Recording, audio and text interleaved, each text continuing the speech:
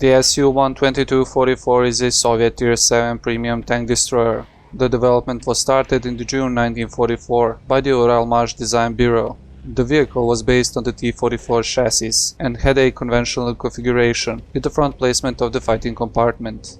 In October, the People Commissariat of the tank industry considered the SU-122-44 project. In December, the design project was ready. However, the SU-100M2 with the rear placement of the fighting compartment was preferred. And before we get into some gameplay, let's just see some pros and cons of this vehicle. The SU-122-44 has a very good alpha and the amazing rate of fire, with almost 3000 damage per minute. Compared to the SU-152, this tank destroyer is superior in both rate of fire and HP, and also it is a great credit maker for a premium tank. Biggest weakness probably on this tank destroyer is the gun. It has a long aiming time and below average accuracy, which limits this tank destroyer to medium to long range sniping. Besides the poor gun handling, the gun depression and the restricted gun arc makes it difficult for you to aim at your targets. The ammunition is rather expensive, and combined by the great rate of fire, you are going to burn out your credits pretty quickly. Being a premium tank, it doesn't get the preferential matchmaking, so you are going to meet tier 9 tanks. And the penetration on the gun is not that great, so you are going to use a lot of gold ammo. This tank destroyer has very good frontal armor, which makes it almost immune to tier 5 tanks. And the tier 6 tanks and the tier 7 tanks that have under 175mm of penetration are going to have a lot of problems with this tank destroyer. The tank boosts the top speed and great maneuverability, which makes it pretty hard to flank and makes it a great flanker by the TD standards. Another great feature is the camo values on the tank, and adding the 6th sense to the commander will help you keep hidden. Also, one thing to note is that this tank destroyer only has 4 crew members, so you are not going to train all of your crew for the top tier TDs. In World of Tanks, this is a tier 7 Soviet premium tank destroyer, but let's see how it fares in some gameplay.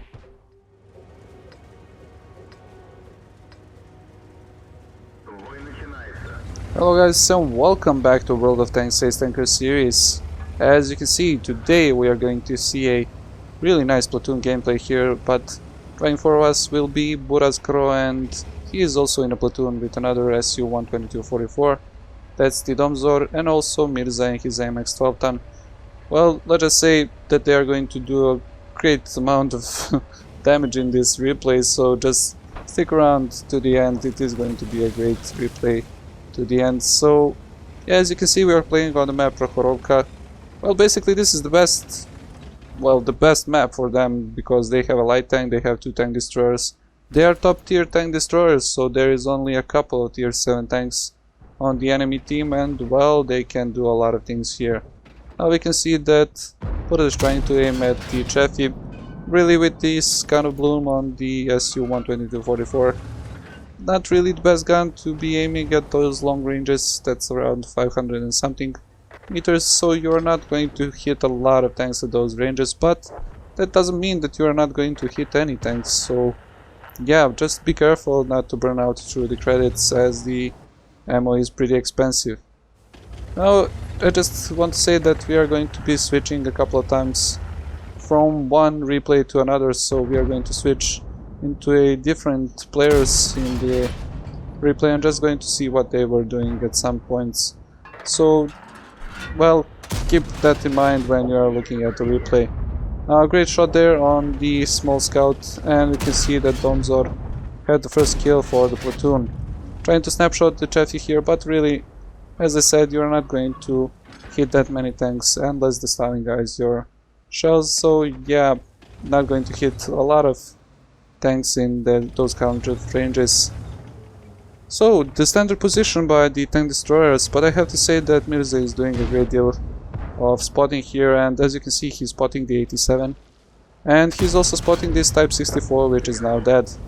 Now the 87 is in a bad position because he's getting spotted, and he is getting pummeled by Domzor in his SU-122-44. Now you can see that Buraz is shooting on the VK3002M. That was the kill from Domzor. And well, now you can see with the just a couple of minutes into the game, they have 4 kills. This was the first kill for the AMX 12-ton. So yeah, they're dominating this side, but the problem is that the other side is not that great.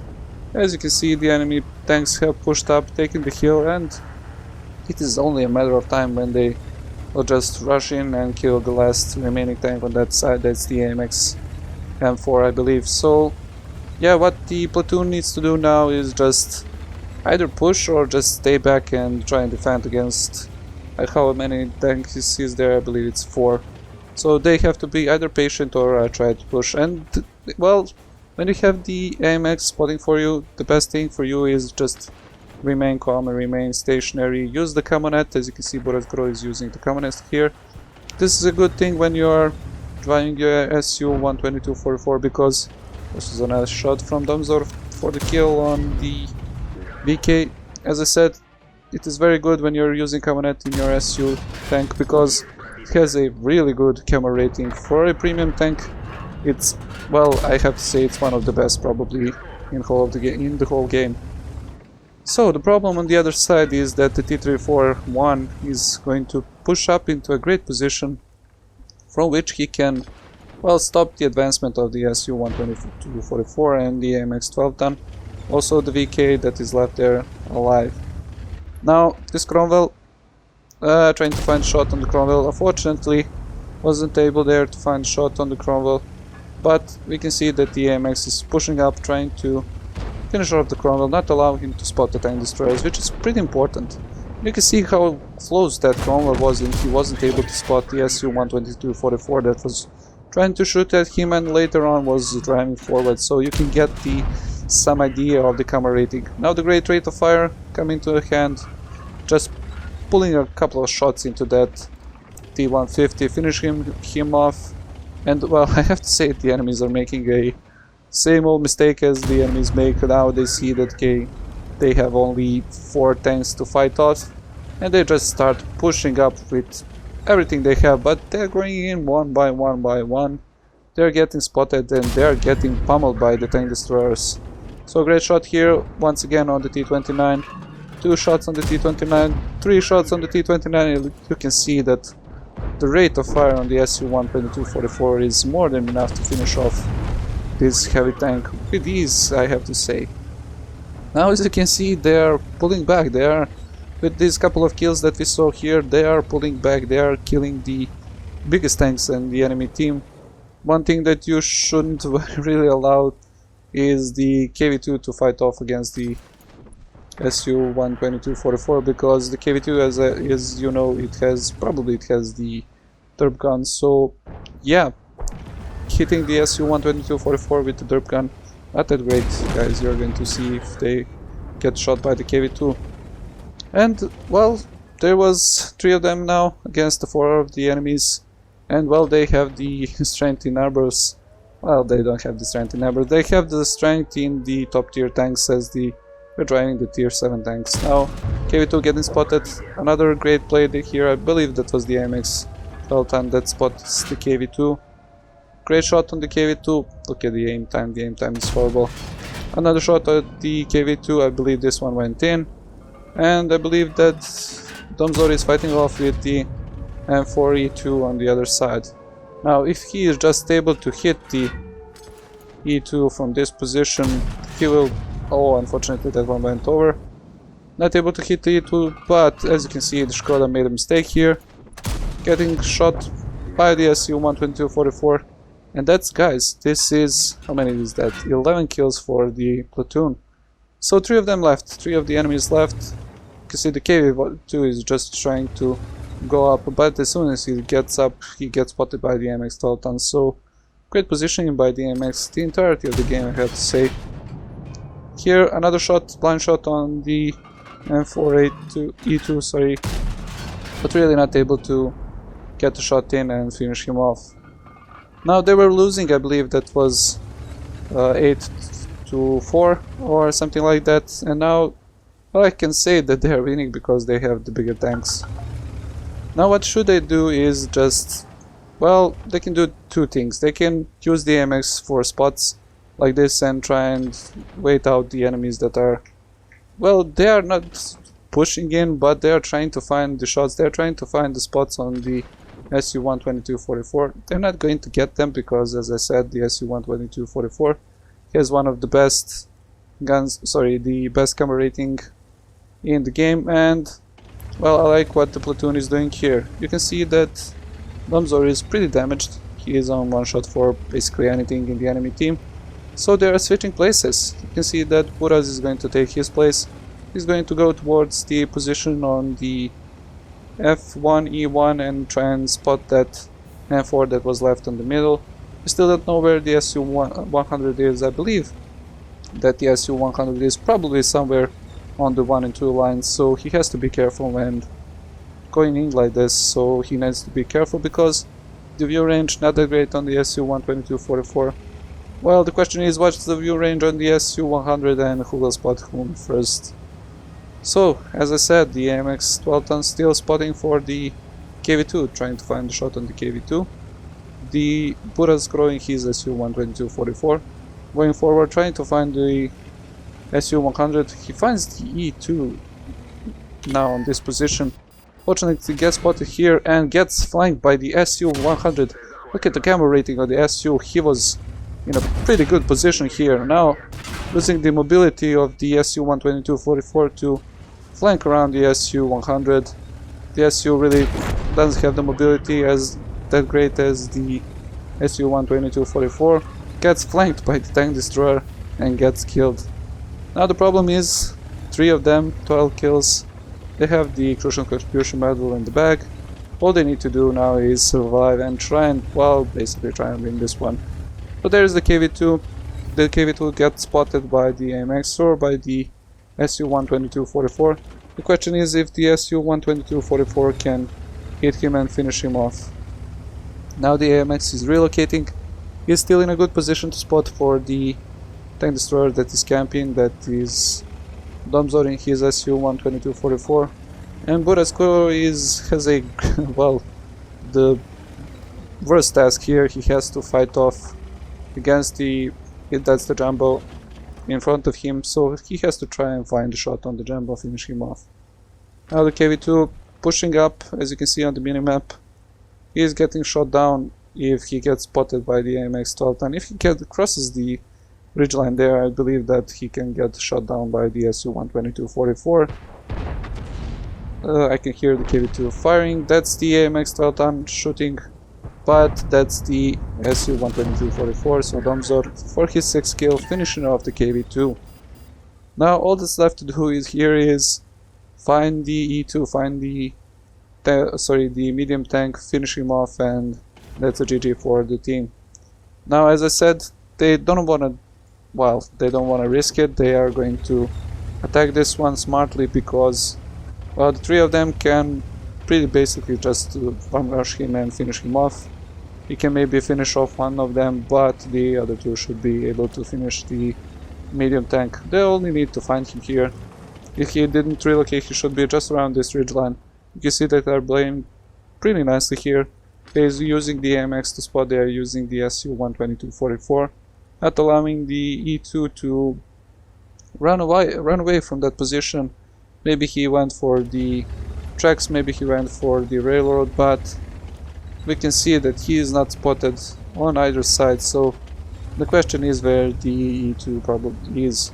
Now, if you are in this position where you are, well, they are going to win this one easily, I believe, but if you are in this position that you have the 13 kills, as you can see they have 13 kills, you really don't want to lose any tanks. This is going to make the game so much better if you don't lose any tanks and you win as a platoon. So they really do want to be pretty careful when they are attacking here, not allowing the E2 to spot them and shoot them. So yeah, trying to find the E2, finish him first, not allow him to finish off the friendly tanks. Now, where could the E2 be? By the last positioning of the E2 was somewhere in the middle, so he could have ran towards the cap, either to the A1, A2 position, or he could have went for the position on the A6, 7 cross there and go for A0. But that's highly unlikely because, as you can see, there is SU-122-44 pushing up there. Really, if the E2 was in that position, he would probably shooting on the SU-122-44 that is advancing from that position, but it looks like he's not there. So we can assume by the positioning of the friendly tanks that the E2 is probably somewhere in the A1, A2 position, so yeah, basically on the red line. Well, what can they do here? They can, well, when you're trying to go for the red line, the best bet for you is to send one tank to the C2, I believe that's the C2, B2 position, where you have a lot of bushes and you can hide your tank, and you have this ridgeline, this road that is on the left of here that you can see. You can use that road and just hide from the tank destroyers that are camping on B2 and A2. So yeah, that is probably the safest way to approach this one. The problem is if the if the tank destroyers are, well, camping on the position on the road, so they're going to spot you and shoot you. But as you can see, the AMX is advancing pretty closely there, not getting spotted. He is not spotting anything still. And well, the SU-122, so Buraz, is in a great position to finish off everything that's in this corner. There's the E2, aiming on the E2. But Domzor was faster. He got the 7 kill. That's a GG, and let's take a look at the post-game stats. So a great game here, a couple of medals like high caliber, crucial contribution for the 14 kills, and of course the master badge ace tanker. On the team score sheet we can see that the platoon finished first with 8ur4zCRO scoring 1390 experience, with 5 kills and over 5000 damage. On the data report we can see that he fired 26 shots, 15 hit the target, 15 penetrated, and with the premium card he scored 70,000 credits. Now, as always, the summary of what we saw in this gameplay. Now we saw the excellent use of the platoon tanks, so the tank destroyers were sniping, the scout was spotting. That's the textbook that you should play your tanks, that is how you should play your tanks. One thing to note is that they had the tier 6 scout, but with the current matchmaking that the tier 6 scout has, this is probably the best option for them to have the tier 6 scout and tier 7 tank destroyers. As you saw there, the game wasn't going well for the team. They have lost the right side of the map, and the worst thing for the enemy team is to root out the tank destroyers that really do have great camo values. With a lot of great spotting by the scout and with a lot of damage that the tank destroyers were outputting, they were able to easily defeat the enemies that were advancing towards them. And the same old mistake happened here. The enemies were overconfident, they pushed in one by one, and they were decimated by the tank destroyers as soon as they got into the spotting range of the scout. Overall, the platoon played great, and they deserved the crucial contribution at the end. As always, if you liked the video, you can leave a like. If you didn't like the video, leave a dislike. Leave a comment what you think about the gameplay with the SU-122-44, and well, leave your comments what you think about the platoon gameplay in this match. As always, if you don't know what to watch next, you can watch the previous replay that will be linked here, where we are taking a look at the IS tank and 1 vs 5 a Kolabanov's medal at the end. As always, at the end, if you haven't subscribed to the channel already, you can do it now. Hope you guys like this one, and I'll see you in the next one.